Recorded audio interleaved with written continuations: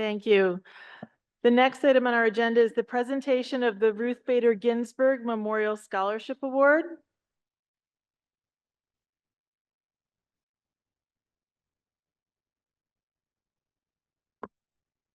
In November 2020, the association's executive committee approved the creation of the scholarship award to be awarded annually to a law student who, through written submission, research project, or exemplary internship, externship, or pro bono service, demonstrates character consistent with and honoring the legacy of the late Supreme Court Associate Justice and native New Yorker, Ruth Bader Ginsburg. This year's award recipient is Talia Scott of NYU School of Law. President Napoletano will present the award. So, as you heard, each April we come together during this House of Delegates meeting to celebrate a rising star in our profession. The Ruth Bader Ginsburg Memorial Scholarship is presented to a law student who embodies the spirit, determination, and work ethic of the late Supreme Court Justice.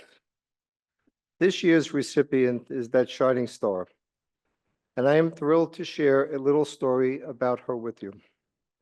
Talia Scott and I grew up in different parts of New York City, she from Harlem, myself from Brooklyn. But we are alike in that we are both children of immigrant parents, first-generation college students as well. Her work ethic and commitment to the value of education helped Talia succeed in high school, after which she attended Hartford College on a full 4-year scholarship. Even with tuition covered, Talia worked while in college, continuing to support her family back in Harlem. After graduation, she worked for Cravat, Swain & Moore as a paralegal, gaining experience in the legal profession. She calls it a full circle movement when she was able to help her once undocumented mother navigate the path to citizenship. While applying to law school, Talia quickly learned how daunting the process is and how it is just too costly for many applicants. She also realized how few Black women work in law, and she was determined to change that. Talia founded the Legally BLK Fund, which helps Black women with funding for LSAT prep courses, law school application fees, and travel expenses. Through crowdsourcing on social media, she was able to help 10 women apply for law school in her first year. In the 3 years since, Legally BLK has helped to grow more than 50 women in law school. She is one woman pipeline to law school, and her organization is now expanding after mentoring and professional development services. Talia is a 3L at NYU Law School in the JD MBA program. When she graduates, she plans to enter the field as a mergers and acquisition attorney while continuing her work with Legally BLK. Talia embodies Justice Ginsburg's dedication to equality and access for all. Please join me in congratulating Talia, the 2025 Ruth Bader Ginsburg Memorial Scholarship awardee. Talia.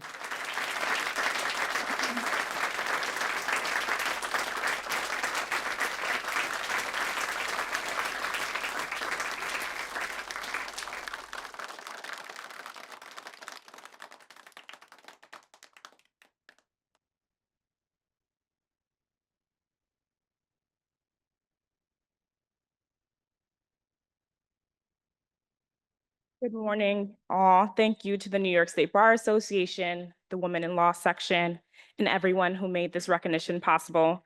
My name is Talia Scott, and I'm a JD MBA at NYU School of Law and Stern School of Business. I also want to give a special thanks to Dean Troy McKenzie of NYU Law, Dean Morrison, Professor Melissa Murray, and Professor Jerry Rosenfeld, not just for nominating me for this honor, but for supporting me, encouraging me, and uplifting me throughout my time at NYU Law. I also want to recognize my mother and younger sister who are up there here with me today. Your belief in me has meant the world, and I carry that with me every single day. It's a profound honor to receive a scholarship bearing the name of Justice Ruth Bader Ginsburg, a woman who didn't wait for space to be made for her, but reshaped the legal profession by making space for others.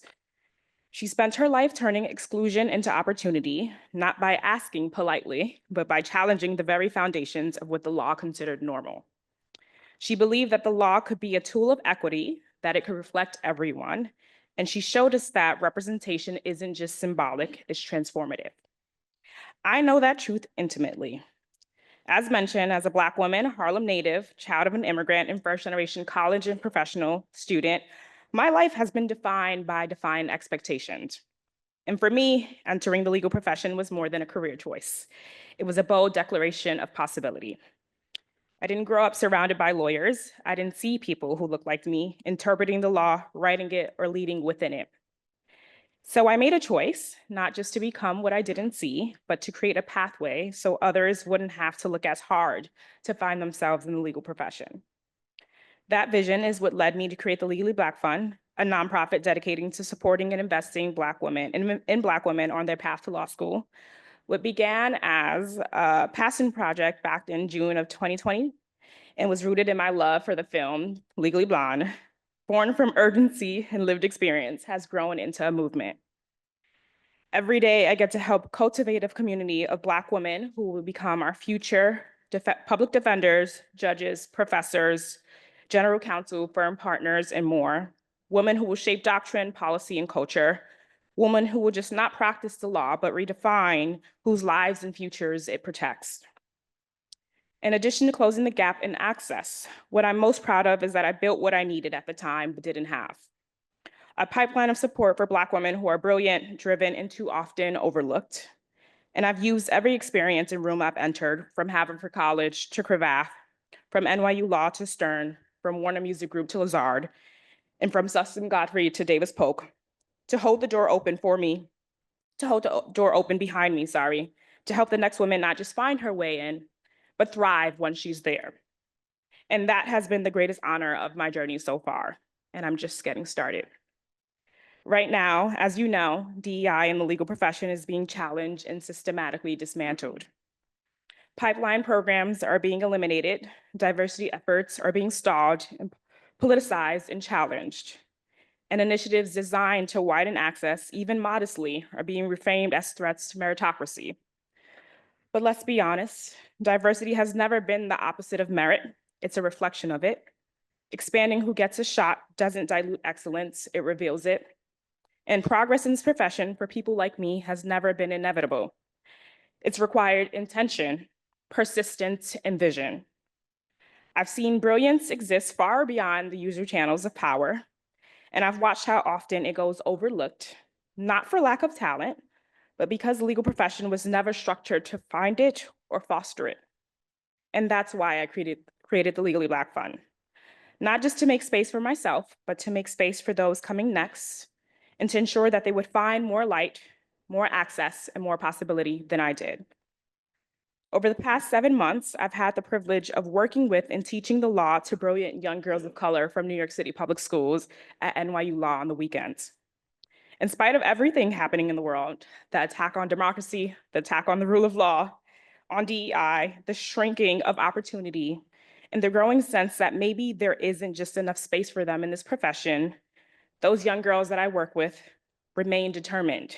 They are still asking the hard questions, still raising their voices, still dreaming of becoming lawyers, not just to succeed, but to serve. And that tells me two things: that the work that I've done matters, and that there's still so much more to do.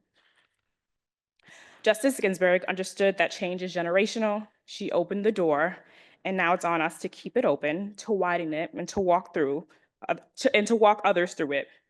Because a more inclusive profession isn't a radical idea, it's a necessary one. And Justice Ginsburg knew that. I'm proud to stand in that legacy and more committed than ever to carrying it forward. Thank you all for seeing me.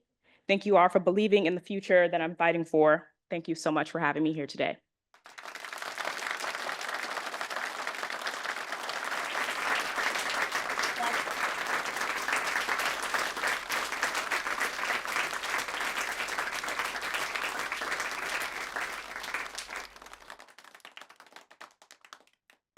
Congratulations, Talia. Thank you for those inspirational words, and thank you, President Napolitano.